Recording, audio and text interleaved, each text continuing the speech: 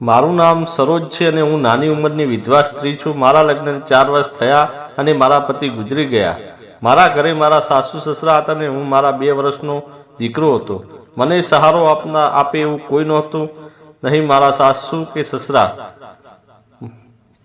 રહેતા હતા। હું સાવ એકલી પડી ગઈ હતી। એવામાં એક દિવસ મારા નણંદનો ફોન આવ્યો, ભાભી તમે ચિંતા ન કરશો, હું ભાણાને તમારી જોડે થોડા દિવસ મોકલું છું, એ તમને અને તમારા દીકરાને સાચવશે। ને મારી નણંદે ફોન મૂકી દીધો અને બપોરના 12 વાગ્યા હશે ને દરવાજે ડોરબેલ વાગી। મારી સાસુએ દરવાજો ખોલ્યો તો ભાણો આવ્યો હતો।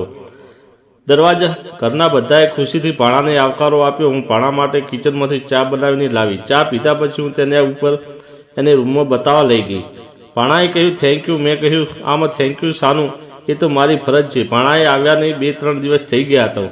ભાણો મારી પાસે બેસવા આવતો ને કહેતો મામી આમ અચાનક મામા ગુજરી ગયા, એ વાત ઉપર મને આશ્વાસન આપવા લાગ્યો। હું સફેદ સાડીમાં પણ સુંદર દેખાતી હતી।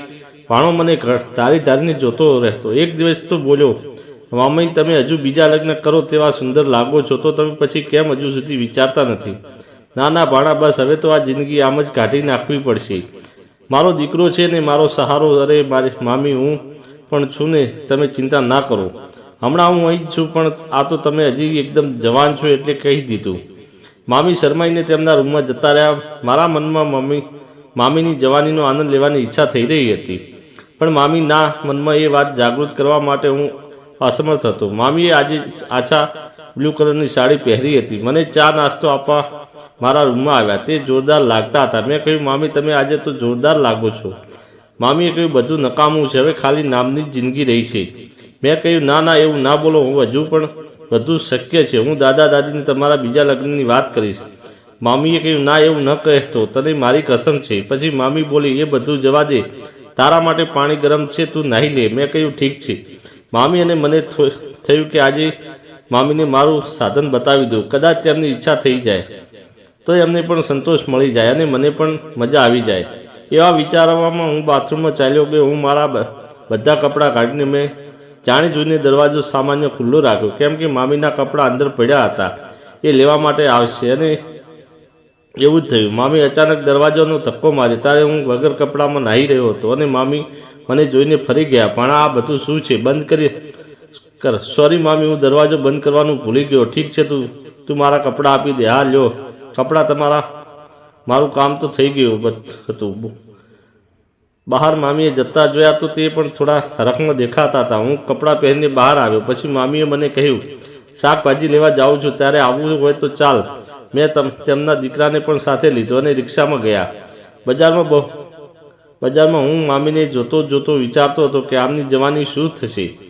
મામીએ કશું તાકીને જોઈ રહ્યો છે, મારા સામું કંઈ નહીં। મામી મારે હવે મામીની ભાગવી છે। પછી અમે બજારમાં પાછા ઘરે જવા નીકળી ગયા, પણ રિક્ષા હતી નહીં, એટલે અમે બસ પકડી। બસમાં ભીડ હોવાથી મેં મામીને સારી આગળ ઊભા રાખ્યા, અડવાની કોશિશ કરી। મામીએ કહ્યું થોડો દૂર ઊભો રહી જા। હા મામી લ્યો। હું થોડો ગભરાયો। ઘર આવી ગયો અને અમે બંને રૂમમાં પહોંચી ગયા। હવે રાતના સમયે અમે બધા જમી પોતપોતાના રૂમમાં ગયા। હું પણ આ ટુવાલમાં મીટરને સૂતો હતો અને મોબાઈલ જોતો હતો। તેવામાં મામી આવ્યા। અરે ભાણા ઊંઘી ગયો? અરે ના મામી, તમે આવો બેસો, હું જાગું છું। મારો ટુવાલ રમણ ભમણ વીટેલો હતો એટલે મેં તેમને સમજી શક્યો નહીં। મામીએ કહ્યું આજે તારા મામાને ગુજરી ગયા અને 4 વર્ષ પૂરા થઈ ગયા। મેં મામીની વાતમાં ધ્યાન ના આપ્યું તો મામીએ કહ્યું તારું ધ્યાન ક્યાં છે તારામાં? મામીએ એમ કહીને મેં એમના પગ પર હાથ મૂક્યો। મામીએ હાથ બાજુમાં મૂકી દીધો। મેં ફરી મૂક્યો, તેમને ફરી બાજુમાં મૂકી દીધો। મેં ફરી મૂક્યો, ફરી તેમણે હટાવ્યો નહીં। હું તેમના પગ દબાવવા લાગ્યો। એ પણ ગરમ થતા હતા એવું લાગ્યું। હાથ ધીરે ધીરે આગળ જવા દીધો। તે બોલ્યા શું કરે છે? કેમ મામી તમને નથી ગમતું? એવું નથી, પણ આ બધું યોગ્ય નથી ખરું? આ કેમ નહીં? હું તમારા માટે ટેન્શન દૂર કરવા માંગુ છું। પછી મેં ઊભા થઈને એમને હક કરી। મામી ધક્કો મારીને મને દૂર કરી દીધો। રહેવા દે, છોડી દે, હું હવે ઊંઘવા જાઉં છું। હું ફરી ચોંટી ગયો। આ વખતે તે બોલ્યા નહીં, તે ઊંચા થઈ ગયા। હવે તે મને છોડવા માંગતા નહોતા। મામી તેમને જોઈ રહ્યા। પછી મેં રૂમાલને એમના હાથમાં આપ્યો। થોડી વાર પછી મામીએ કહ્યું તારા મામા પછી પહેલીવાર મને તે આનંદ આપ્યો છે। આપણે આ રીતે રોજ મળીશું અને હમણાં તું મને મૂકીને જતો નહીં. અરે અને મારું ટેન્શન દૂર કરવા બદલ થેન્ક યુ. તમે ચિંતા ના કરો મામી, હું તમારી સાથે જ છું. તો મિત્રો તમને વિડીયો સારો લાગ્યો હોય તો લાઈક કરો, શેર કરી દેજો અને ચેનલને સબસ્ક્રાઈબ કરજો. વિડીયો પૂરેપૂરો જોવા બદલ આપ સૌ મિત્રોનો ખૂબ ખૂબ ધન્યવાદ.